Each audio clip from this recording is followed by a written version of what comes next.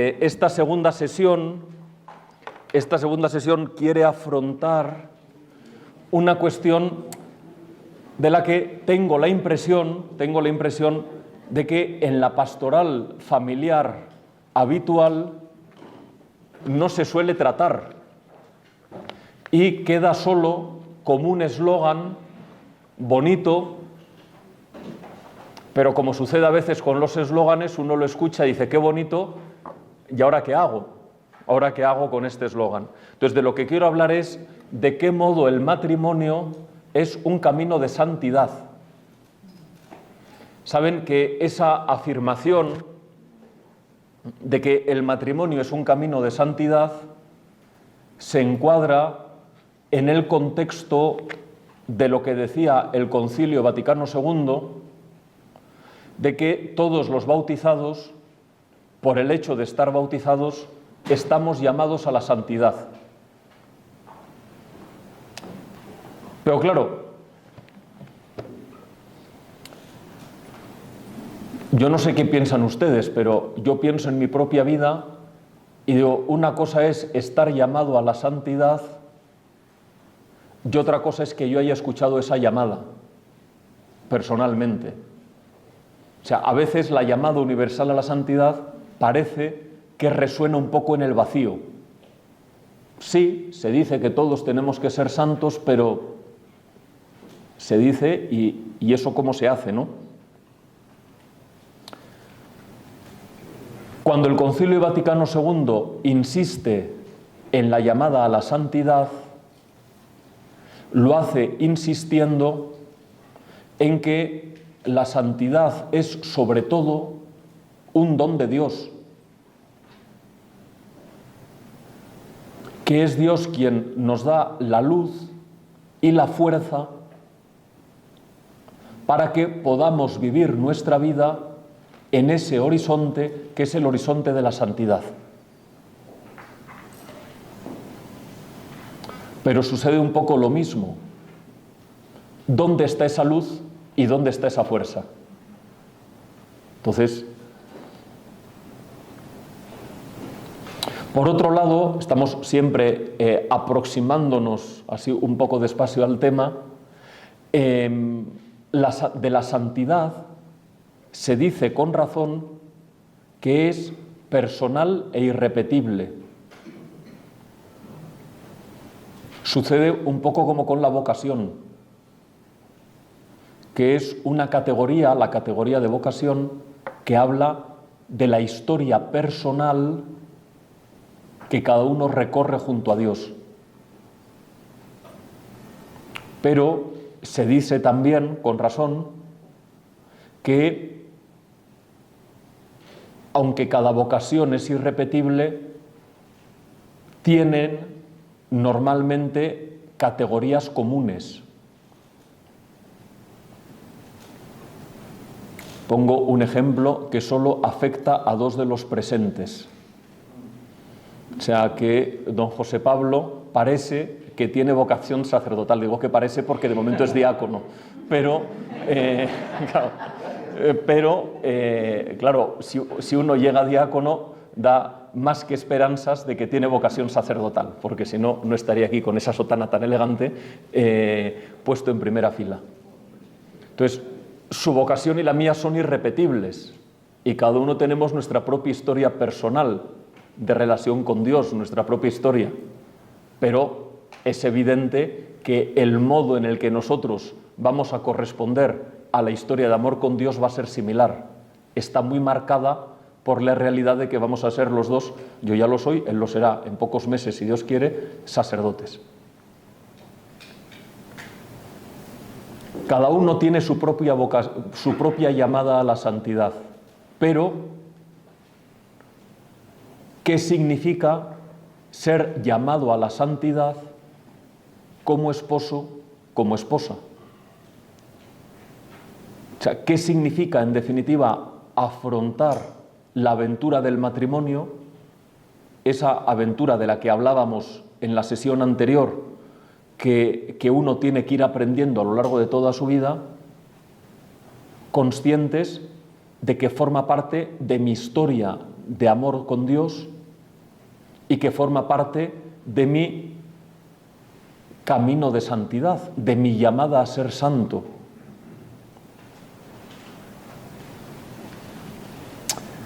Claro, entonces para explicar esto voy otra vez a dividir mi exposición en dos partes. La primera vuelve a ser un poquito teórica. En la parte teórica anterior hablé más con categorías filosóficas sobre la persona, su capacidad de ser dueña de sí misma, su carácter misterioso, sirviendo un poco de lo que dicen sobre todo los filósofos así llamados personalistas, que no tiene mucho interés saber quiénes son, pero en cualquier caso es en los que me he inspirado. Ahora, en esta parte teórica, quería yo fijarme en cuestiones más de teología. Entonces, saben que la teología la define un santo del siglo XI que se llama San Anselmo como la fe que busca entender. Es decir, lo propio de la teología es que su punto de partida es que nosotros creemos que lo que Dios nos ha dicho a través de su palabra, bueno, que eso es verdad. Y entonces aplicamos nuestro entendimiento a aquellas cosas que hemos recibido de Dios. Entonces, la teología presupone que nosotros aceptamos como verdadero lo que Jesús nos ha dicho y la Iglesia nos ha transmitido.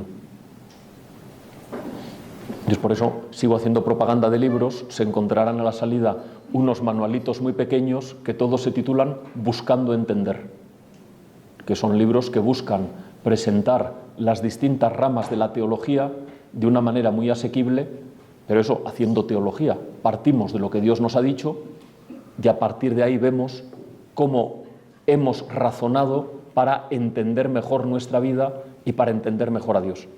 Bien, pues partiendo de lo que Dios nos ha dicho, primero, a la luz de lo que Dios nos ha dicho, la santidad puede entenderse a la vez como un don de Dios y como una tarea que se nos encomienda. Las dos cosas. Entonces, ¿por qué pensamos esto los cristianos? Porque Jesús en muchas parábolas utiliza el ejemplo de las realidades que crecen. Por ejemplo, ¿recuerdan ustedes la parábola del grano de mostaza? Una semilla que se planta en el campo y que viene a convertirse en un árbol en el que pueden cobijarse todo tipo de pájaros. ¿Recuerdan la parábola? ¿Qué hace falta para que suceda el milagro del árbol de mostaza? Que haya una semilla, don. Pero con el paso del tiempo, el don crece y se convierte en un árbol, tarea. Entonces eso es lo que explica la lógica de la santidad. Es algo que Dios nos concede, pero que está llamado a lo largo de nuestra vida a crecer también con nuestra correspondencia. Antes de ayer, que estuve con los sacerdotes de la diócesis de Sololá, les compartía con ellos mi primera experiencia como catequista de confirmación.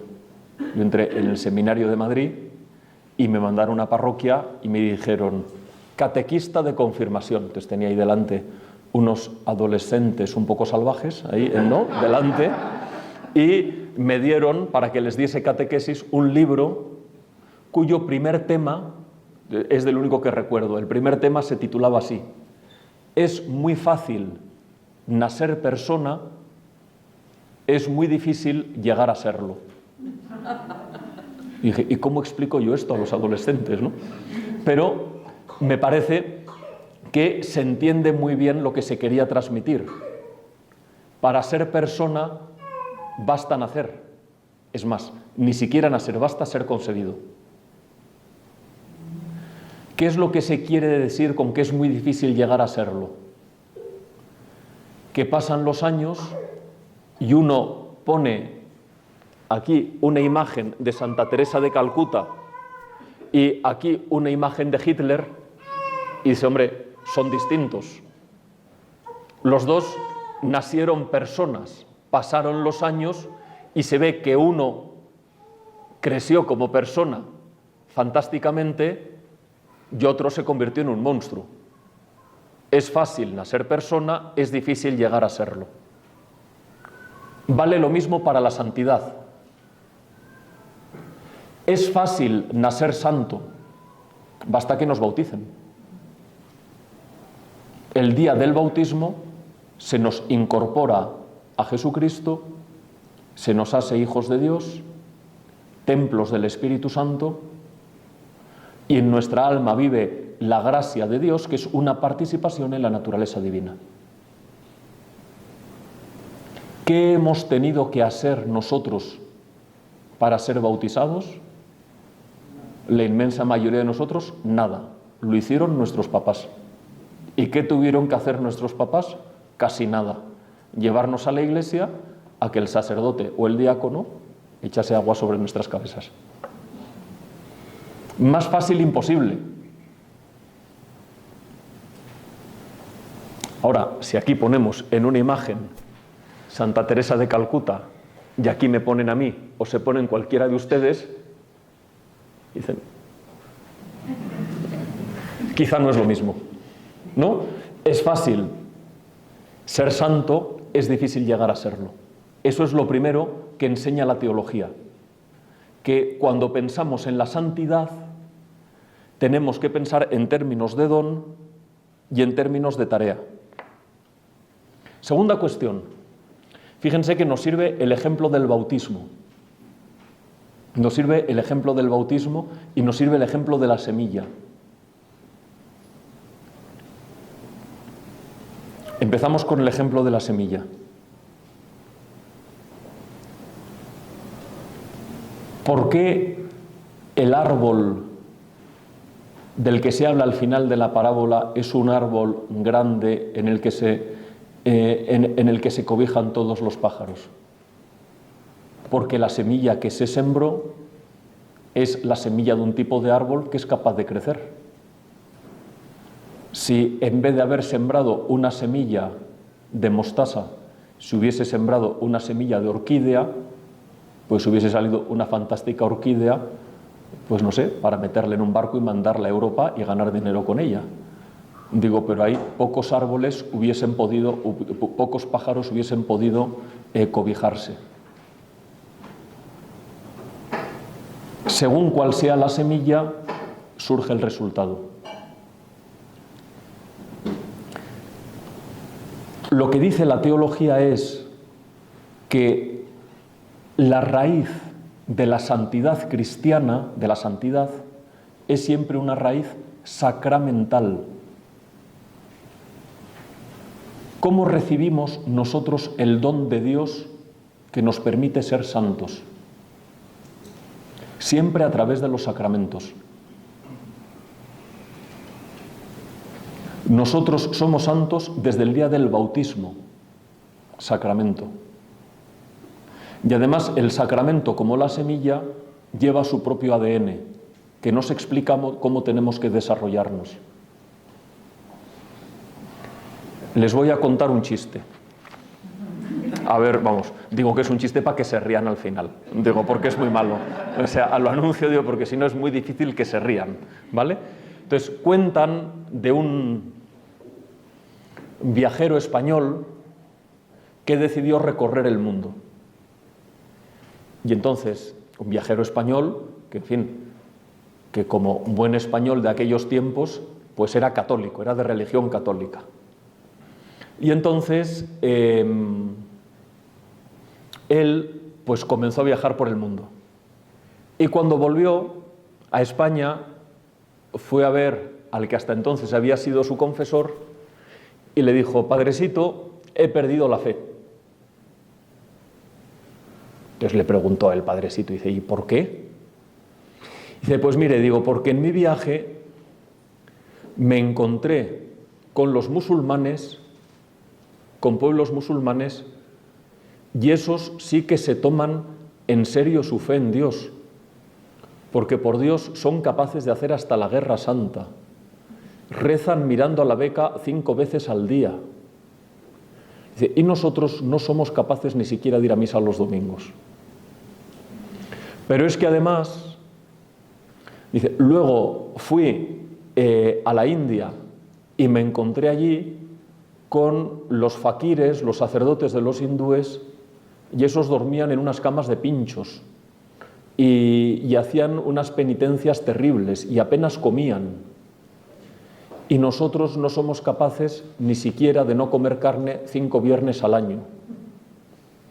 Y es que luego fui a China y me encontré con los budistas, que cerraban los ojos, se ponían así y pasaban horas y horas rezando. Y nosotros rezamos un Ave María y ya nos hemos distraído. Comprenderá que a la luz de esos ejemplos, nuestra religión me parece un desastre. Y entonces le contestó el sacerdote: es que nuestra religión no consiste en hacer cosas extraordinarias, sino que nos contentamos con imitar a alguien que se llama Jesús. ¡Pam! Ese es el final de la historia, ¿no? Ese es el final de la historia. Claro, ¿por qué les cuento esta historia o este chiste o lo que sea? Digo, porque en definitiva, cuando nosotros pensamos en la santidad, a veces pensamos en cosas un poquito exóticas. Cuentan que una vez fue San José María a cortarse el pelo en la ciudad de Pamplona, y entonces, hablando con el peluquero, pues San José María, que era muy apostólico, empezó a preguntarle por su familia y si intentaba santificarse en su trabajo, y el peluquero, un poco nervioso porque no quería hablar de sí mismo, le dijo: mire, padre, digo, para santos, una señora de mi pueblo, dice que se ha ido a vivir a las montañas, vive en una cueva y solo come de la hierba que encuentra bajo los árboles y que se la cocina y tal. Y le respondió San José María: mira, eso no sé si es santa, dice, más bien parece una cabra, ¿no? Entonces, claro, que es una manera un poco, pero que me parece que ilustra muy bien lo que quiero transmitir. O sea, la palabra santidad a nosotros nos puede evocar muchas veces, pues eso, cosas como muy extraordinarias y muy heroicas, como un fakir cristiano, un Buda cristiano, no sé, un musulmán. No. La santidad tiene que ver con lo que hemos recibido en el bautismo. Tiene origen sacramental. La semilla es la que nos indica en qué consiste la santidad. Entonces tiene que ver con saberse hijos de Dios. Tiene que ver con parecerse a Jesús, no a otro, a Jesús. Tiene que ver con asumir la misión que Jesús nos ha confiado. Si queremos saber en qué consiste ser santos, tenemos que ir a los sacramentos. Primero al bautismo. Claro, y en segundo lugar, en nuestro caso al matrimonio. Cuando uno dice, hagamos del matrimonio camino de santidad.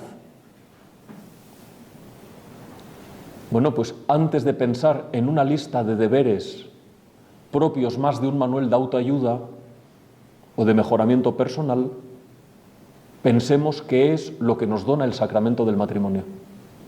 O sea, cuando nosotros recibimos el sacramento del matrimonio, ¿qué hay en esa semilla? Porque esa semilla es la que se nos encomienda como tarea para que nosotros podamos efectivamente ser santos como marido y mujer. Fíjense que si nosotros pensamos así,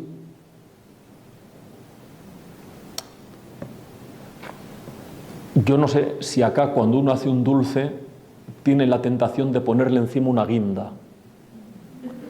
Porque en España es un clásico, uno hace un pastel fabuloso, y le pone una guinda arriba, que lo que hay que hacer es apartarla, digo, porque más bien estropea, pero decora y pone la guinda en el pastel, que hay que quitarla porque si no le estropea el sabor, ¿no? O sea, a veces nosotros cuando hablamos del matrimonio, si nos descuidamos, parece que el sacramento es la guinda. Y hacemos un discurso, con toda la razón, muy basado en la antropología y muy basado en el análisis de la afectividad y de cómo es nuestro corazón. Y luego, solo al final, el último, decimos, digo, por cierto, ya que os vais a casar, tenéis que elegir estas lecturas y en la ceremonia tenéis que decir estas cosas y entonces uno puede preguntarse con razón, ¿y yo para qué me caso si encima me cuesta muchísimo dinero? O sea, si el sacramento aparece solo como el punto final, como la guinda, que no sé explicar qué es lo que me aporta, porque en definitiva el resto es una cosa como muy mía, si yo entiendo el matrimonio como un camino de santidad, el sacramento no es la guinda, sino que es la savia vital, lo que explica por qué a lo largo de mi vida el matrimonio se va a desarrollar como este árbol concreto y no como este otro. O sea, entender que el matrimonio es un camino de santidad exige una conversión en nuestro modo de entender qué significa recibir un sacramento, que no es simplemente una ceremonia o un rito, sino que es un don de Dios que nos da el ADN, las coordenadas genéticas sobre cómo tiene que desarrollarse mi vida a partir de entonces. El bautismo nos da las coordenadas para vivir como hijos de Dios. Al padre José Pablo y a mí, el sacramento del orden nos da las coordenadas para vivir como pastores a imagen de Jesús, buen pastor. A los que se casan, el matrimonio les da las coordenadas para vivir un amor a imagen del de Cristo por su Iglesia. Nos da las coordenadas y nos da la ayuda para vivir así. No es la guinda, sino la condición de posibilidad.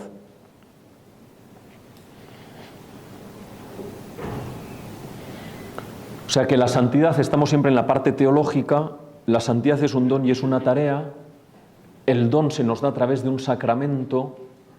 Tercero, acoger el don comporta siempre, por nuestra parte, esfuerzo.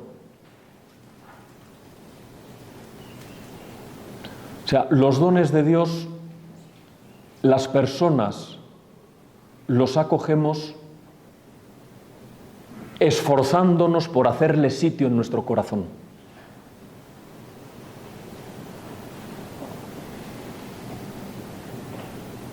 Saben ustedes que, imagino que saben, que el Papa está muy preocupado porque hay muchos cristianos que viven o que parecen vivir como si fueran, dice el Papa, pelagianos. No sé si han oído esa expresión alguna vez. Mejor. Porque los pelagianos son unos herejes del siglo V que consideraban que las personas, para agradar a Dios, no necesitaban de la ayuda de la gracia y que por lo tanto con las solas fuerzas de la naturaleza humana uno podía lograr agradar a Dios. Entonces al Papa le preocupa que muchos cristianos, a base de la autoayuda, a base de las técnicas psicológicas, a base simplemente de proponerse propósitos, piensen que van a conseguir agradar a Dios sin la gracia. Eso es un horror. Pero atención, contar con la gracia de Dios no significa que no tengamos que esforzarnos para darle a la gracia su lugar. O sea, el modo en el que los hombres acogemos el don de Dios es esforzándonos por hacerle sitio. Y por eso el camino de la santidad requiere muchas veces esfuerzo, requiere lucha. Vivir como hijo de Dios, que es para lo que me capacita el bautismo, me obliga en ocasiones a esforzarme por vivir como hijo de Dios. Expresar un amor a mi esposo o a mi esposa como el que Cristo manifiesta a la Iglesia es posible porque el sacramento del matrimonio dilata mi corazón. Pero a lo largo de mi vida obligará a mi corazón a esforzarse para acoger ese don. La lucha siempre es necesaria. Y por último, siempre la teología ha enseñado que santidad y felicidad son sinónimos.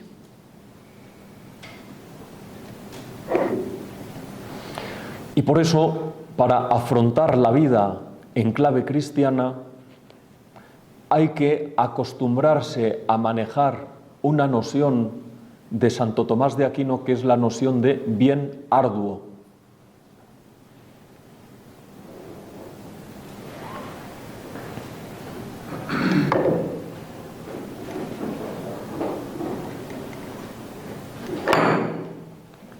Fíjense, hoy estamos, entonces el ejemplo es relativamente sencillo. Sábado por la mañana, lo cual quiere decir que muchos de ustedes, como es sábado por la mañana, no tenían que ir al trabajo, ¿no? Primera opción de descansar el sábado por la mañana. Bueno, entonces uno, ¿verdad?, va poco a poco recuperando la posición horizontal que nunca debió dejar. Y entonces, ¿no?, entonces uno se va poniendo en una posición horizontal. Apenas desayuna, va recuperando la posición horizontal y dice, lástima que la final de Roland Garros sea mañana y no hoy, pero algo encontraré en la televisión para descansar durante toda la mañana en posición horizontal. Fantástico. Eso es el bien inmediato. Segunda posibilidad, ¿y si descanso cultivando mi inteligencia e inflamando mi corazón, yendo a unas sesiones que ha organizado el padre Antonio Porras sobre el matrimonio y no sé qué más? Bien arduo. Es mucho más sencillo quedarse en casa en posición horizontal, viendo la televisión. La pregunta es, bueno, o agarrar la bicicleta e irme a subir un volcán, lo que sea, ¿no? O sea, ¿de qué habla la noción de bien arduo?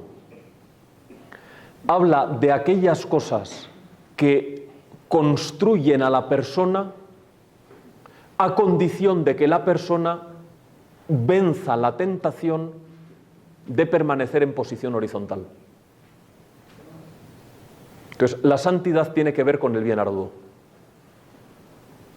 Es un don que Dios nos da y que nos estimula continuamente a huir de la posición horizontal y de plantearnos metas que, aunque nos cuestan, sin embargo nos construyen mucho más que la mera ley de la comodidad. Entonces, como ven, si uno, para hablar de la santidad, escucha lo que dice Dios y no las locuras que tenemos en la cabeza, surgen muchas cosas. Don y tarea, don de Dios a través del sacramento, necesidad de luchar, bien arduo, felicidad. Y entonces, segunda parte, y me callo. ¿Cómo hago mi matrimonio camino de santidad? A la luz de todo esto, que es lo teórico, ahora descendamos rápidamente a mi caso. Oiga, hablemos de mi caso. Hablemos de mi caso. ¿Cómo hago yo de mi matrimonio camino de santidad? Primera idea. Si yo asumo que en el sacramento del matrimonio está la semilla donde encuentro la información genética sobre cómo tiene que desarrollarse mi matrimonio, entonces lo primero que tendré que asumir es que convertir mi matrimonio en camino de santidad significa asumir gozosamente las reglas del juego del matrimonio, que es lo que en teología se llaman las propiedades y los fines. Es decir, si yo quiero que mi matrimonio sea camino de santidad, tendré que descubrir el valor que tiene para mi relación con Dios las propiedades de la unidad y las propiedades de la indisolubilidad, y tendré que descubrir el valor que tiene para mi vida matrimonial el fin de la mutua ayuda y el fin de la procreación de los hijos.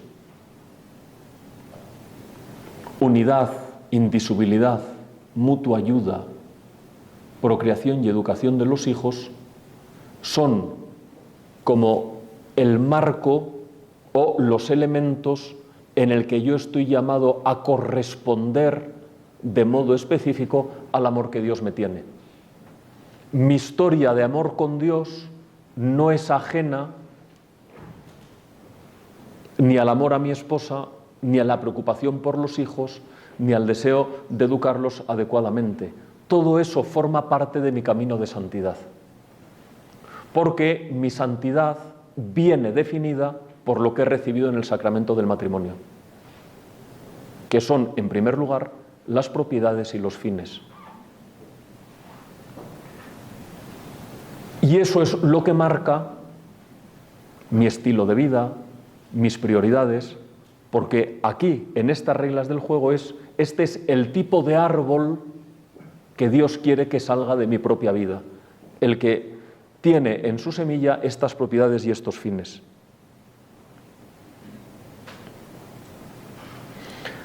En segundo lugar, si ustedes repasan el catecismo de la Iglesia Católica, verán que cuando en el catecismo se habla del sacramento del matrimonio, igual que cuando se habla del sacramento del orden, vienen los dos englobados en un epígrafe que se titula Sacramentos al servicio de la comunidad cristiana. ¿Qué es lo que quiere decir eso? Que los matrimonios tienen una misión específica que cumplir en la Iglesia. Y eso forma también parte del camino de santidad. Si yo quiero santificarme, o sea, si yo quiero que mi matrimonio sea mi camino de santidad, primero tengo que reconocer la importancia de las propiedades y de los fines del matrimonio y ver que eso marca el estilo de mi vida matrimonial, pero segundo, tengo que reconocer que el Señor me llama a desempeñar una misión concreta en la Iglesia. Entonces, ¿en qué consiste la misión del matrimonio en la Iglesia? Que es una cosa en la que el Papa actual está insistiendo mucho. Primero, y más importante, los matrimonios cristianos son signos y testigos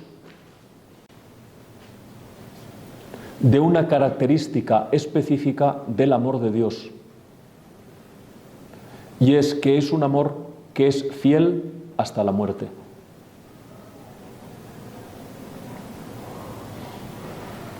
Yo a veces, cuando me pongo un poco poético, que no suele ocurrir, pero bueno, me pongo un poco poético en las homilías de matrimonio, les digo a los que están a punto de casarse: si os tomáis en serio vuestra vocación,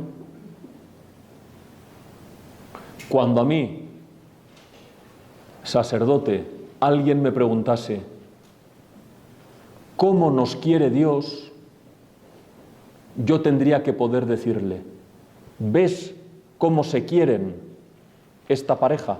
Así. Así nos quiere Dios.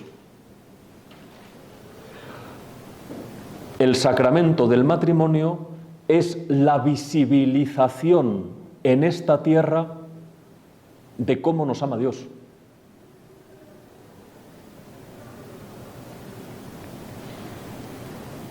Entonces, fíjense que esto es muy importante también porque sirve para iluminar unas situaciones muy dolorosas, que son las situaciones de las personas que, habiendo contraído matrimonio, muchas veces sin culpa propia, resulta que el matrimonio sale mal y se rompe. Y entonces a veces somos tan superficiales que pensamos que lo único que podemos decirles es: a ver si tienes suerte, te dan la nulidad y puedes rehacer tu vida. Cuando resulta que la persona separada,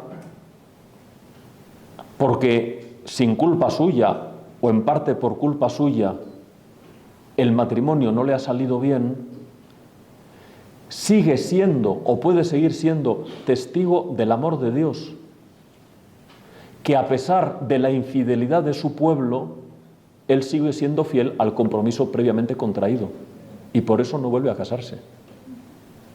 Así es como explica el Antiguo Testamento la fidelidad de Dios, gracias a la cual nosotros estamos acá. ¿Cuántas veces presenta el Antiguo Testamento a Dios como un marido de una esposa infiel? Y que a pesar de la infidelidad de su esposa, él sigue siendo fiel a la alianza y gracias a eso acaba llegando Jesucristo a salvarnos. También las personas separadas pueden ser testigos del amor de Dios, de una fidelidad que no depende de que la otra parte lo haya sido o siga siendo. ¿De qué depende? De que yo entiendo o quiero entender que este es mi modo de agradar a Dios y de ser presencia viva de su amor en esta tierra. O sea, la primera misión de los matrimonios cristianos es expresar con su propia vida hasta qué punto el amor de Dios es incondicional y fiel. En segundo lugar, los matrimonios cristianos, y en eso cada vez se insiste más, están llamados a contribuir con su propia experiencia a ayudar a otros matrimonios.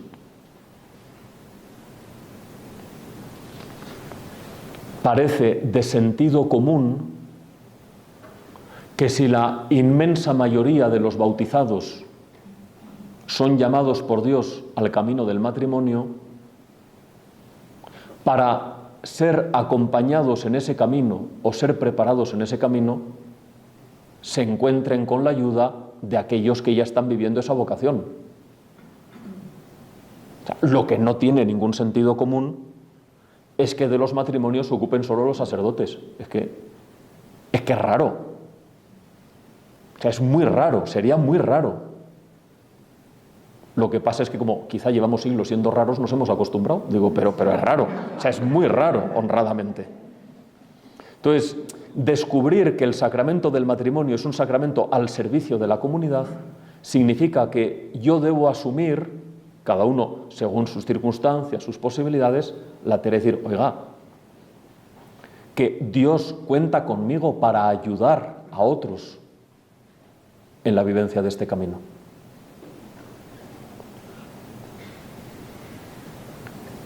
Y por último, si el matrimonio es camino de santidad, claro, fíjense ustedes que cuando el Concilio Vaticano II habla de la vocación a la santidad, siempre añade a la santidad y al apostolado. Porque la Iglesia siempre se ha sentido muy provocada, muy interrogada por esas palabras de Jesús. Ustedes son la sal de la tierra, ustedes son la luz del mundo. que reconózcanme que son palabras que se las traen. Porque Jesús dice en el Evangelio de San Juan: yo soy la luz del mundo. Y a todos nos parece muy razonable. Pero claro, que diga ustedes son la luz del mundo, hombre, tú sí, Jesús, pero nosotros... O sea, ¿cómo se va a decir de nosotros lo mismo que se dice de Jesús? Pues Jesús lo dice: ustedes son la luz del mundo y ustedes son la sal de la tierra. Y por eso la Iglesia siempre ha entendido que cualquier vocación cristiana tiene una dimensión apostólica. Entonces, ¿cuál es la dimensión apostólica específica del sacramento del matrimonio? Del sacramento del matrimonio. Aquí se podrían decir muchas cosas. Yo quiero decir solo dos. Solo dos. La primera es que, fíjense que en el momento en el que yo les estoy hablando, 2024, pues en cualquier sociedad, estoy seguro que en Guatemala también, hay muchísimos modelos matrimoniales. O sea, que uno puede casarse por la Iglesia, uno puede casarse civilmente. No sé si aquí hay un rito maya para casarse, pero podría haberlo. Uno podría... Bueno, estamos en una sociedad en la que hay muchas maneras distintas de afrontar el matrimonio. ¿Cuál es el servicio específico que un cristiano puede hacer? Ayudar a entender que el matrimonio por la Iglesia es el que mejor custodia las experiencias originarias que llevan a una persona a querer casarse. Porque para que alguien quiera casarse tiene que haber descubierto que la otra persona es importante, que es indispensable para él, que quiere vivir con él toda su vida. Probablemente a día de hoy solo el matrimonio por la Iglesia custodia esas verdades, porque custodia que el matrimonio sea fruto del amor, sea para siempre, y encima la Iglesia te ayuda a perseverar en tu propósito. En vez de decirte cuando hay una dificultad, no te preocupes que aquí estoy yo para darte el divorcio. Entonces, el primer testimonio que puede dar el matrimonio cristiano es decir: mire, si usted se ha enamorado,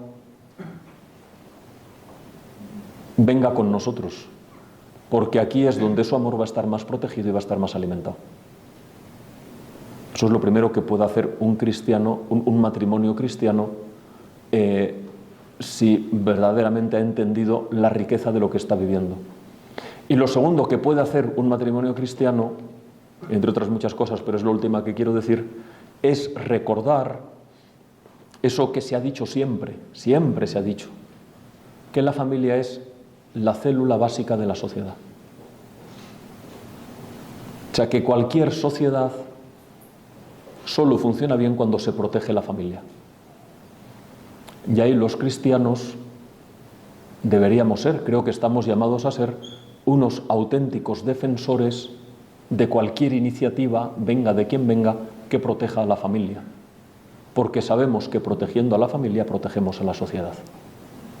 Ese es el campo específico del apostolado, o una de las dimensiones específicas del apostolado, que surgen de entender que al recibir el sacramento del matrimonio, yo recibo una semilla que orienta mi camino de la santidad en una dirección determinada. Esa dirección incluye también este testimonio. Bueno, hasta aquí lo que quería decir para que se pueda hablar un poco y después ustedes hacer lo que quieran y yo a celebrar la Santa Misa. Pero...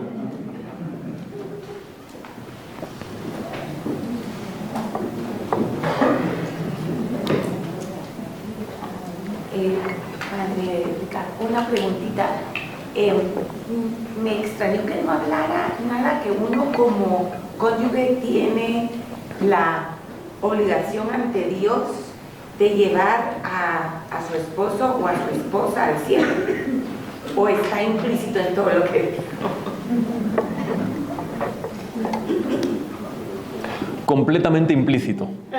Claro que tiene, sabiendo que el que tenga la obligación de llevar al cónyuge al cielo, tiene la obligación de intentarlo. Luego cada uno es libre. O sea que cuando uno se casa, tiene que saber que debe respetar también la libertad de la otra parte en muchas cuestiones, también en la cuestión de la vida espiritual, ¿no? Ahora, que quien está casado debe entender que forma parte de su ilusión principal lograr que su marido y sus hijos vayan al cielo, sin ninguna duda, completamente de acuerdo. Así que muy bien por su pregunta, porque me ayuda a explicitar algo que no había explicitado. ¿Y si uno no logra parte de la...? Bueno, la ventaja es... Entonces, la ventaja es que si uno no lo logra, solo lo sabrá cuando llegue al cielo. Porque hasta entonces nosotros nunca terminamos de saber, y es mejor así. Es mejor así. O sea, uno puede presuponer y agobiarse, pero más vale no agobiarse, poner los medios que estén a nuestro alcance y dejar a Dios que sea Dios, y ya está. Dos preguntas. Una es, en la primera parte de la plática hablaba de la persona y su valor absoluto. Sí. Muchas veces en las familias empiezan a venir más personas, ¿no?, que también tienen su valor absoluto y son irrepetibles. ¿Cómo hace uno para que las familias o las parejas no se enfoquen tanto en los hijos y siga viendo, o sea, que esa pareja siga siendo única? Porque al final de cuentas muchas veces el amor de los hijos como que son parte de uno. Y la segunda pregunta, que no tiene nada que ver con esta, es hoy ahí está muy de moda el tema de quitarle mucho valor a la familia, no se diga el matrimonio. ¿Cómo puede uno retomar el valor del matrimonio si ya de por sí estamos diciendo que la familia es un invento cultural innecesario, ¿no? ¿Cómo podemos de alguna forma reforzar que el matrimonio sigue siendo válido e importante? Vale, muchas gracias. Respecto a la primera, me parece que siempre dentro de la noción de proyecto, una de las cosas que creo que es bueno que se sepa desde el principio es que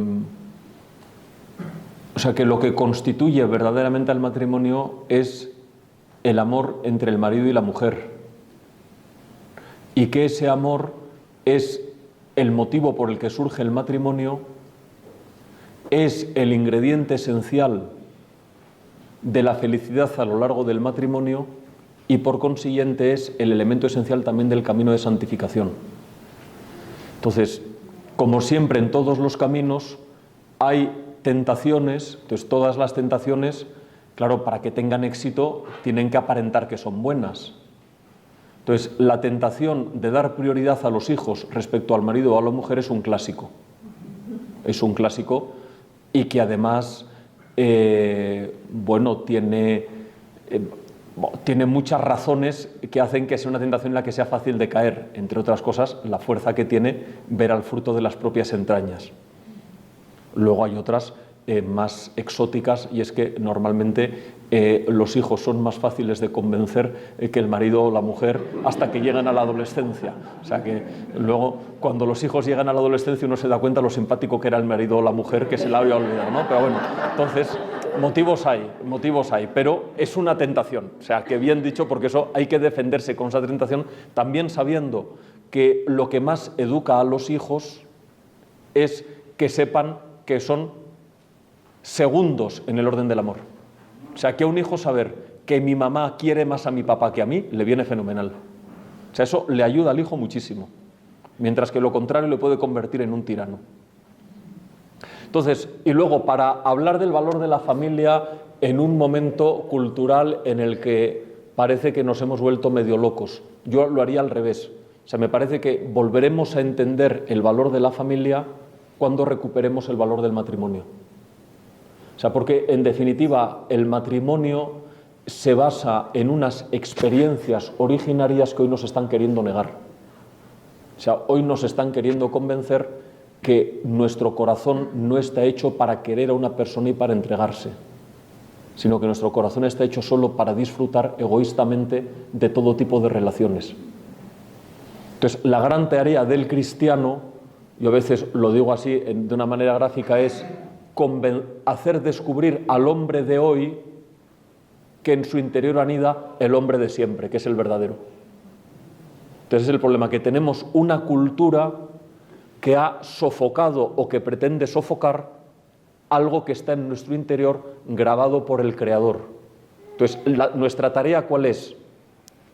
Ayudar a que suene y a fuerza de sonar haga grieta sobre toda la capa de la cultura que está impidiendo a las personas a descubrir cuál es su verdadero camino de felicidad.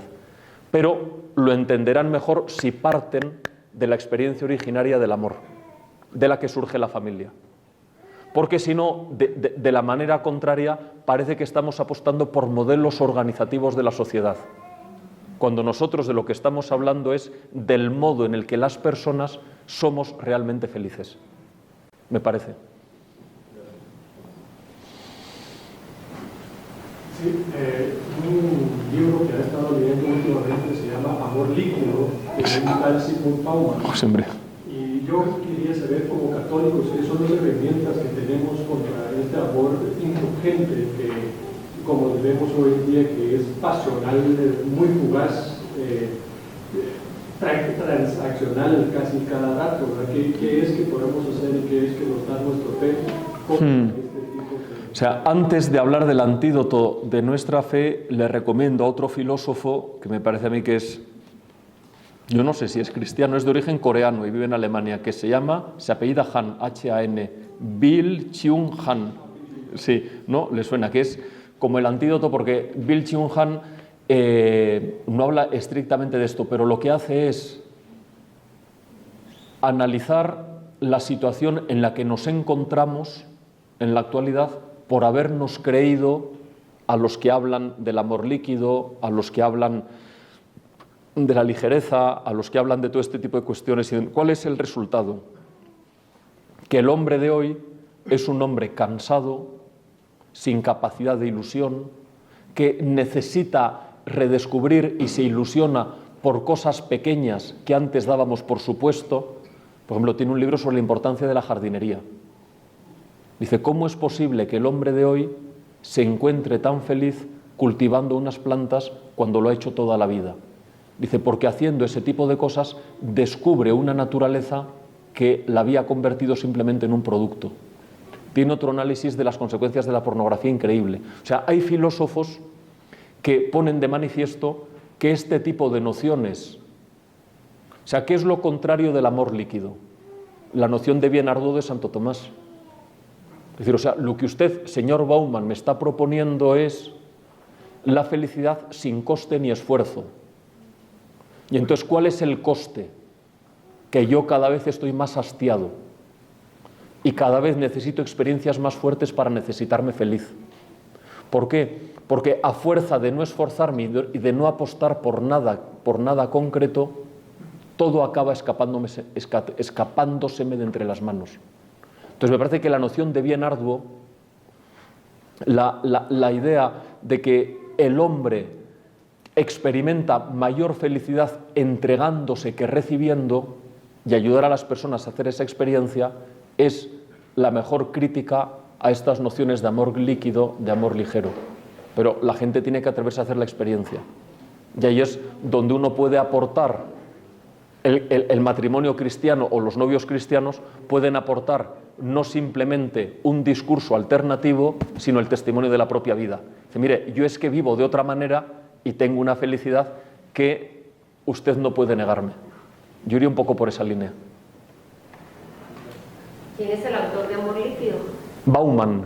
Bauman es un filósofo bueno, que ha influido muchísimo en las últimas décadas y que, o sea, son filósofos que lo que hacen es poner palabras, analizar la situación en la que nos encontramos y encontrar modos de describirla en las que nos sentimos reconocidos. Entonces, este es Bauman, otro es Lipovetsky, que habla de la ligereza, que dicen con palabras bonitas la situación un poco depresiva en la que se encuentra la sociedad occidental. Hay que acabar, ¿no? Pues nada, muchísimas gracias y vamos.